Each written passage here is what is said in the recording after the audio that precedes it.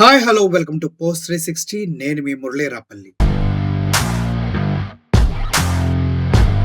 లేకండి, దేశంలో ఉన్న జనాభా అంతా కూడా యుద్ధానికి సిద్ధం కాండి. మతోన్మాద శక్తులు కుట్రలతో కుటిల నీతులతో రాజ్యాంగ సవరణకు ముందుకెళ్తున్న వేళ సమరశంఖం పూరించవలసినటువంటి సమయం వచ్చిందేమో.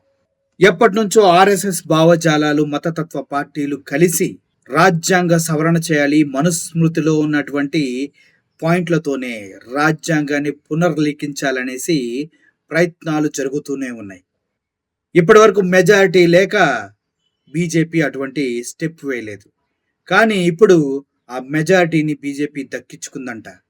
మరి రాజ్యాంగ సవరణ చేస్తారా అంటే, మొన్న ఒక జడ్జి గారు చెప్పారు రాజ్యాంగ సవరణ చేయకుండా ఉండాలని ఒక పిటిషన్ వేస్తే రాజ్యాంగ సవరణలో ఒక క్లాస్ చూపించి దాని ప్రకారం రాజ్యాంగాన్ని ఎప్పుడైనా ఎక్కడైనా ఎలా అయినా మార్చొచ్చంటూ తీర్పు ఇవ్వడం జరిగింది. సో ఇప్పుడు సమరశంఖం పూరించవలసిన సమయం ఏర్పడింది దళితులంతా కలిసి.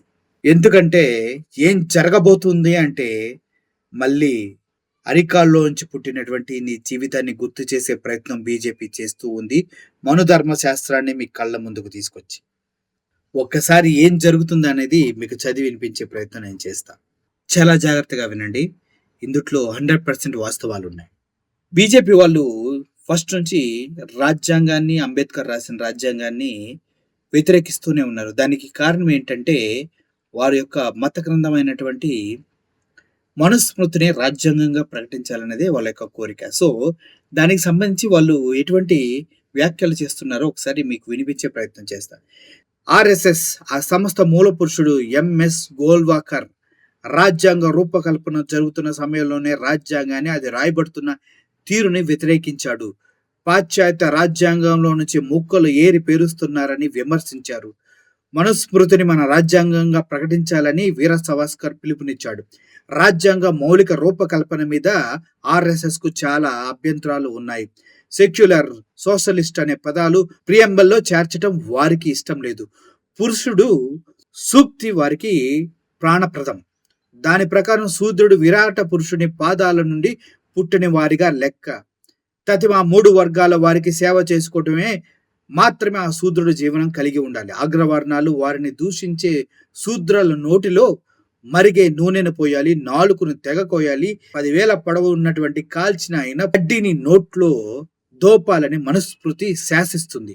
మహిళలు ఎల్లప్పుడూ మగవాడి నియంత్రణలోనే బ్రతకాలన్నది మనుస్మృతి ఆదేశం.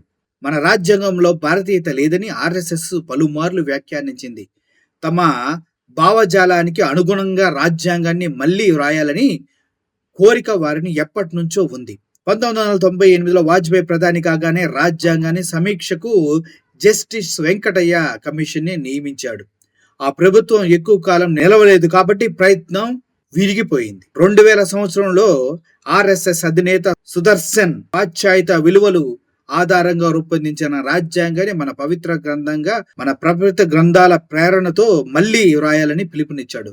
రాజ్యాంగంలోని సమూల మార్పులు చేయాలంటూ లోక్సభ, రాజ్యసభల్లో 3కి 200 మెజారిటీ కావాలి. కనీసం 10 రాష్ట్రాల సభలు దానికి ఆమోదం తెలపాలి. ఇప్పుడు ఎన్డీఏ కూటమికి రాజ్యసభలో తగిన బలం ఉంది. 10 రాష్ట్రాల వారి ప్రభుత్వాలే నడుస్తున్నాయి. 10 రాష్ట్రాల్లో వాళ్ళ ప్రభుత్వాలే నడుస్తున్నాయి. లోక్సభలో 400 స్థానాలు గెలుచుకుంటే అక్కడ 3కి 2/2 మెజారిటీ సిద్ధిస్తుంది. అందుకే మోడీ బృందం 400 సీట్లు పలవరింత చేస్తుందన్నట్టు పలుకరిస్తుంది. ఓవరాల్గా రాజ్యాంగాన్ని మార్చడానికి, రాజ్యాంగాన్ని సవరణ చేసి మనుస్మృతిలో ఉన్నటువంటి అంశాల ఆధారంగా మళ్ళీ రాజ్యాంగాన్ని రీరైట్ చేయాలంటూ అటు ఆర్ఎస్ఎస్, ఇటు బీజేపీ ప్రయత్నిస్తున్నట్టుగా క్లియర్గా మనకు అర్థమవుతుంది. ఇదే గనక జరిగితే భారతదేశం మరొక 2000 సంవత్సరాలు వెనక్కి వెళ్తుంది. అంటరానితనం రాజ్యం వెళ్తుంది. శూద్రులంటే ఇప్పుడు నిమ్న జాతుల వాళ్ళు అంటరాని వాళ్ళుగా మళ్ళీ పరిగణించబడతారు. ఇది కరెక్ట్ కాదు. So let's fight for justice. కోర్టుల్లో న్యాయం జరుగుతుందని నమ్ముదాం. ఒకవేళ కాకపోతే అప్పుడు ఏం చేయాలో ఆలోచిద్దాం. కానీ బీజేపీని ఇంతకన్నా మనం భరించినట్లయితే కంపల్సరిగా మన జీవితాలు పాడైపోతాయి. మళ్ళీ ఘోష, ఎంతోమంది నిరాశ్రయులై చేతకాని వారిలా మిగిలిపోతారు. ఈ విషయం పైన మీ అభిప్రాయం ఏంటి? Thank you for watching this video. Murali signing off. Thank you so much.